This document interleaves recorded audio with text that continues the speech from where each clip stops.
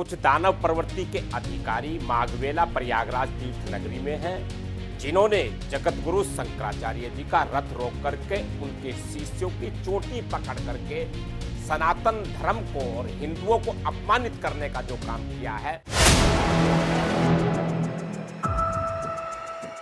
प्रयागराज में चल रहे माघ मेले में मौनी अमावस्या के दिन उस वक्त भारी बवाल हो गया जब शंकराचार्य अविमुक्तेश्वरानंद सरस्वती स्नान करने के लिए जा रहे थे, लेकिन पुलिस प्रशासन ने उनको रोक लिया। वहीं शंकराचार्य स्नान करने जाने के लिए अड़ गए, जिसके बाद तो शंकराचार्य के शिष्यों और पुलिस प्रशासन के बीच तीखी झड़प हो गई।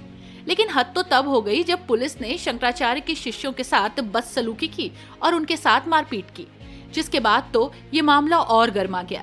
इस घटना के बाद शंकराचार्य अविमुक्तेश्वरानंद सरस्वती व्यथित होकर अनशन पर बैठ गए। उन्होंने प्रशासन से माफी मांगने की मांग कर दी।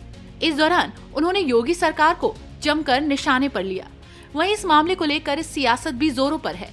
एक तरफ जहां अब तक विपक्ष इस मामले को लेकर भाजपा सरकार पर हमला बोल रहा है, तो वहीं दूसरी तरफ अब तो भाजपा के भीतर से ही इस मामले को लेकर गुस्सा फूटा है।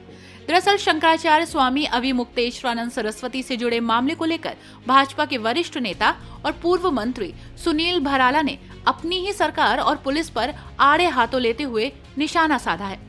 सुनील भराला ने आरोप लगाया कि बीजेपी सरकार के अफसरों ने हिंदुओं की आस्था का अपमान किया। उन्होंने अधिकारियों को दानव प्रवृत्ति वाला तक बता दिया और कहा कि ऐसे अधिकारी प्रयागराज जैसी पवित्र तीर्थ नगरी में तैनात हैं। ये अपने आप में शर्मनाक है। इसी के साथ सुनील भराला ने कहा कि शंकराचार्य का अपमान सिर्फ एक संत का अपमान नहीं, बल्कि पूरे सनातन धर्म का अपमान है।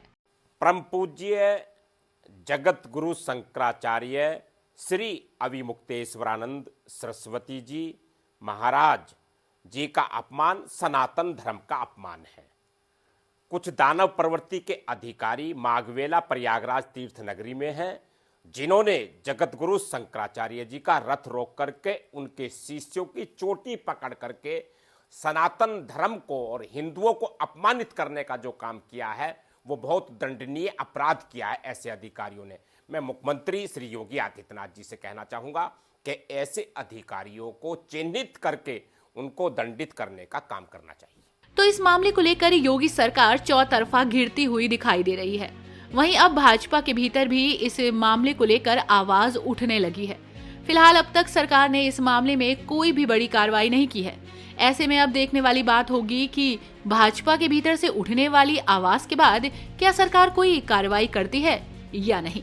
वैसे आपकी इस खबर पर क्या राय है, हमें कमेंट बॉक्स में जरूर बताइएगा।